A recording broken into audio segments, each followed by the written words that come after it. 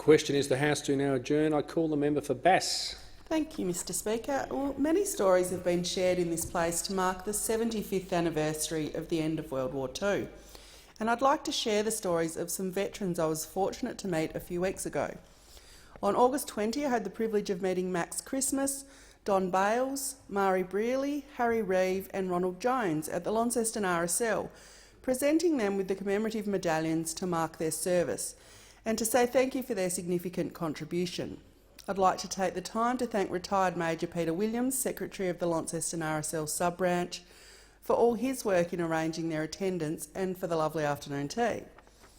It's significant to speak of these veterans today as we mark Battle for Australia Day, a time to acknowledge those who served in campaigns to the north of Australia and on the home front in protecting our nation. Meeting ex-servicewoman 96-year-old Mari at the event was especially wonderful.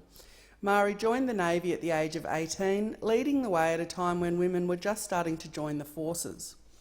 Mari worked as a telecommunications operator, decoding messages sent across the world. Cementing her place in history, Mari was on duty when the message was sent through that the war was won and after 6 years was finally over. There's a section in the Launceston RSL highlighting Mari's service during the war, and I highly recommend that those interested in the history of our local veterans pay a visit.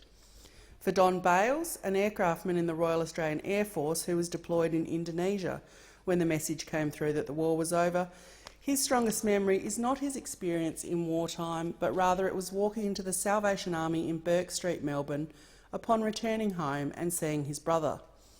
It was the first time they had seen each other in close to 5 years. Both of Don's brothers had served during the war, one in Darwin and one at Kokoda, and thankfully all three returned home safely. For fellow RAF leading aircraftman Ronald Jones, his deployment to Darwin after arriving as a third engineer at 3 p.m. on February 19, 1942 took an abrupt and dramatic turn. Just 1 hour after arriving in Darwin, the Battle of Darwin, regarded as one of the largest single attacks ever mounted by a foreign power in our country, began. And almost 80 years later, Ronald recalled being somewhat unfazed by the bombing, stating it never bothered him. It's no worse than being anywhere else really, you just had to watch your step and be a bit more careful, he said. Continuing to missions in the Pacific Island, including New Guinea and Borneo, Ronald was in Borneo when the news came through that the Allied forces had won in the Pacific. I remember exactly the moment the war ended, Ronald said. He then participated in the VJ March in Sydney and spent 3 months in hospital recuperating before moving to Tasmania where he established a paper mill.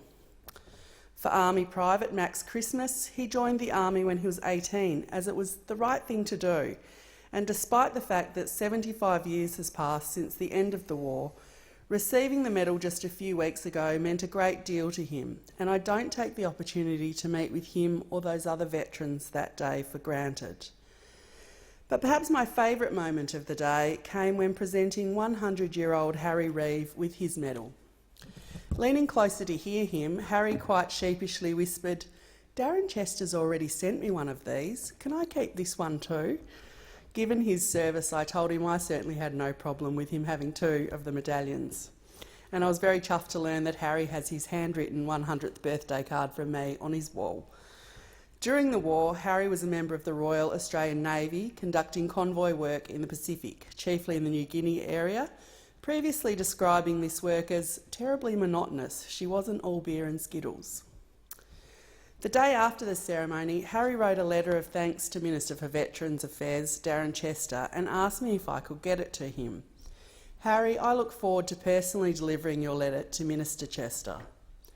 To Max, Don, Mari, Harry and Ronald, thank you for sharing what stories you were willing and able to.